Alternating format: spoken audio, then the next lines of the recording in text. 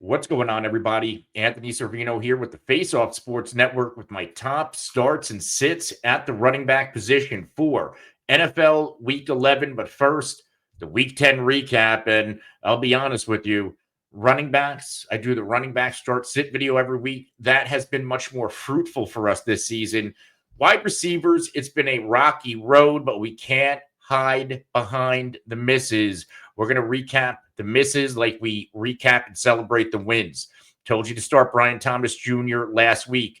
Granted, this was before the Trevor Lawrence news, but because it was in the video, we got to recap it.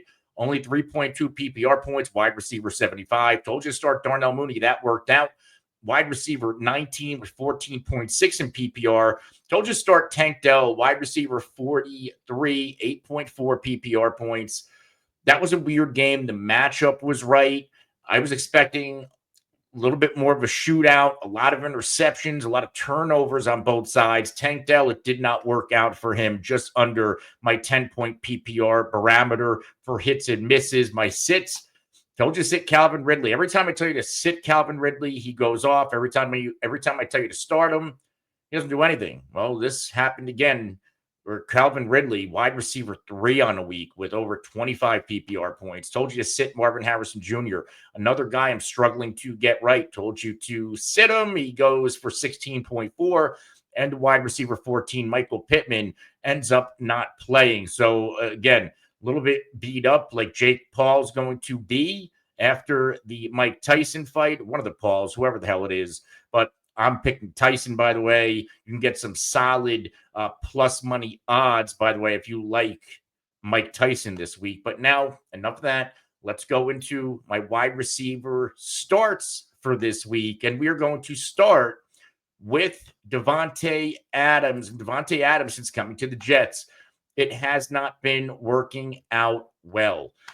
He's been here 4 games. The targets are there. He's had at least 9 targets in 3 out of 4 games, back-to-back games with at least 11 targets. However, in that time period, all but one game under 9.4 PPR points. He pops against Houston in week 2 for 22.1. Follows that up last week. Solid matchup against Arizona.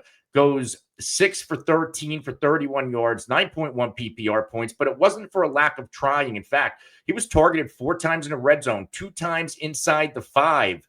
One pass got deflected almost into Davante Adams' hands. He does not come down with it. Could have been a better week last week for Davante Adams, but they're using him in the red area. He's getting the volume, and now he gets a great matchup against the Indianapolis Colts. This defense is erratic. It's inconsistent. And Anthony Richardson, if you haven't heard, is going to be playing again. He turns the ball over, which means additional opportunities for Aaron Rodgers and the New York Jets and Davante Adams to get right this week. Indianapolis, they've been gashed by wide receivers. Multiple wide receivers a game normally go for double-digit PPR points. Last week, it was Buffalo. Nobody really went off, but they don't really have a strong receiver room. Keon Coleman's out. Amari Cooper's out, but Matt Collins goes for 12. Shakir goes for 11.8. The week before that, we see Addison and Jefferson go for at least 16 each. The week before that, Dell and Diggs, at least 12 points each. And if you keep going back, they've had a few solid games, like they shut down Tennessee. They shut down Miami without Tua. I don't consider that wins because they were horrible offenses at the time. But, we can go back and back and back. It seems like the prolific offenses, or at least the competent offenses, the wide receivers seem to do well and bring a high floor to the table. We are starting Davante Adams. Next up, my guy, George Pickens. I was all in on George Pickens this offseason, assuming we were going to get Russ. Well, we didn't get Russ to start, but we have Russ now. And in 3 games with Russell Wilson, 3 straight games, double-digit PPR points for George Pickens. 2 of those games, he goes over 20. 2 of those games, he goes for at least 91 yards and a touchdown. And he's getting volume. In 2 of those games, in where he had the 20-plus PPR points, he had at least 7 targets. So if he's getting the volume, which he should, he's going to pop. He's a big play waiting to happen. And last week he did it against Washington. they've been a shaky defense against wide receivers. They've been ascending as they get acclimated to Dan Quinn and his defense. But, Russell Wilson had a tremendous day, as did George Pickens. We know Pickens, 28% target share. That is 96th percentile using the tools and metrics on rotowire.com of qualifying wide receivers. He's being targeted on 25.7 of the routes he is running. That's 89th percentile. He's also averaging 2.53 yards per route run. That's 95th percentile, and 94.7 air yards per game. That's 93rd percentile. We know the tools, the skill set are there for George Pickens. The quarterback's finally there who's going to throw it up and let him win the contested catch. I'm expecting a big week out of George Pickens. Why? He gets the Baltimore Ravens. Baltimore is ranked 32nd. They are the easiest team for enemy wide receivers. In fact, we saw last week, Jamar Chase goes for 55. We don't expect 55 from Jamar Chase, but that's how atrocious this defense is. They also lost Kyle Hamilton. They're arguably their best defensive back. The week before that, Denver wide receiver Courtland Sutton goes for 19. The week before that, 3 different Cleveland receivers pop for double-digit PPR points, one of which Cedric Tillman goes for 28. We saw Elijah Moore go for 16. So this is another team that their secondary concedes double-digit PPR points to multiple receivers. The Steelers are hot right now. I think George Pickens can have another 20-point outing. The final start of the week, we just talked about him, Cedric Tillman, coming off the bye week, but going into the bye week, Cedric Tillman was red hot, 16-plus PPR points in 3 straight, including 2 straight with 19 and 28. In those 3 games, at least 9 targets, 2 of which over 11. He's also had at least 75 yards receiving in 3 straight games, and in 2 straight games, he has scored at least 1 touchdown, going for 2 scores against the aforementioned Baltimore Ravens.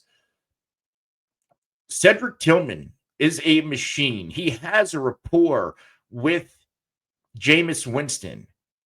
Now, we know Judy. We know Moore. They will get targeted. We also know that Nick Chubb is facing a terrific matchup as well against the Saints. But Cedric Tillman right now is the volume leader in this wide receiver room. And I just said it. They get the New Orleans Saints.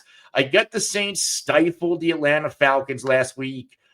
Those division games are kind of weird sometimes, but coming out, New Orleans defense getting the Browns off the bye, another start under Jameis Winston's belt. I think this is going to be a really nice spot for Cleveland's offense overall, including Nick Chubb, who I may or may not have mentioned in my start-sit running back video. And, of course, Cedric Tillman. New Orleans this year overall, they've been bad, and then they go and trade away Marshawn Lattimore, their best cover corner. In their past 3 games, McConkey, Leggett, London all account for double-digit PPR points apiece. Last week in particular, against the Falcons, London and Mooney go for at least 14 apiece. I'm expecting a nice game out of Cedric Tillman. Again, we're chasing volume with that one. If you like content like this, hit the like button, hit the subscribe button, and the alert icon so you can be notified anytime we are live, which is 7 days a week, to answer your questions, or we drop videos just like this. If you have questions, start sit, waivers, trade questions, ask them in the comments below. Myself or one of my teammates will get back to you as soon as we can. Let's go to my sits. And we're going to start with CeeDee Lamb. I'm out on CeeDee Lamb. I'm a Cowboys fan. I have a lot of CeeDee Lamb, and I can't start him anywhere. He got 10 targets last week. Game 1 without Dak Prescott, he hauls in 6 for 21 yards, 8.4 PPR points. The schedule rest of the season is great, but in particular, the schedule this week against Houston, it's pretty good. Houston is leaky against wide receivers. The reason why we can't start CeeDee Lamb is easy. The quarterback position, whether it's Cooper Rush or Trey Lance. I don't trust either one of them to be able to give CeeDee Lamb quality targets. They will give him targets. Again, he had 10 last week. But were they quality targets? I would say probably not, since he caught 6 for 21 yards.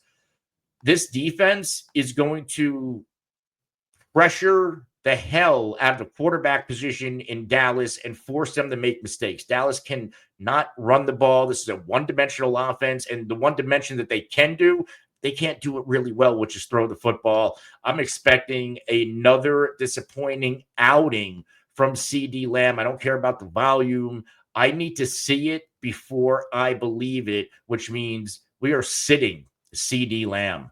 Let's go to my next sit, Brian Thomas Jr. This is another guy. He is handicapped by his own offense.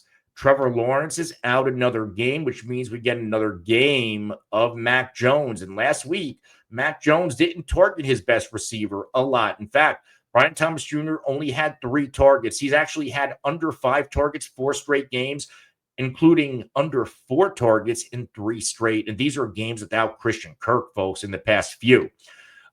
Under 22 yards in back-to-back games. He has not scored a touchdown in back-to-back games, and he has now gone under 5.7 PPR points in 3 out of his past 5 games. There's no volume. The quarterback's bad. You can't run the ball. Now, on paper, this is a great matchup. Detroit's the second easiest matchup for enemy wide receivers, but we know they have one of the best run defenses. They're going to be able to easily shut down Jacksonville's running game, and they're not going to let Mac Jones efficiently pass the football. This is going to be a bloodbath, in my opinion, for the Jacksonville Jaguars, and I don't see a world where Brian Thomas returns value without scoring a touchdown. We are sitting Brian Thomas Jr. despite the matchup. And our final sit, Jayden Reed. And Jayden Reed, after a hot start, he started to cool down. In fact, in his past 5 games since week 5 leading into the bye week, he's had under 14.8 PPR points 4 times. 2 of those games, he's gone under 7.5 PPR points. He's never been a volume guy. Every single game outside of 1 game this year, he's had under 6 targets. In his past 3 games, he's had 6, 4, and 3. Those are his target totals. So we're reliant on the big play. We're reliant on touchdowns. We're reliant on yards, but we can't chase volume because we have a track record all season long. The volume has not been going in Jayden Reed's direction. And now coming off the bye, they get the Bears. The Bears on paper, they're the second most difficult matchups for the wide receiver position. Chicago's not doing a lot right now, but they can defend the pass with the best of them. I am sitting Jayden Reed. I do think Green Bay finds a way to get going. I just don't know if it's going to be on Jayden Reed. If we break down what Chicago has given up against wide receivers in the past 3 games, the NFL average per team is 32.2 PPR points per game. That's the NFL average. The Bears are allowing 10 points less, which is 22.2. That is a negative 31.1% differential. Back-to-back games, the Bears have not allowed a wide receiver to score more than 9 PPR points. And I guess they had the Patriots last week, but they managed to shut down Marvin Harrison Jr. and company from Arizona, an ascending offense in week 9. So this Bears secondary is pretty good.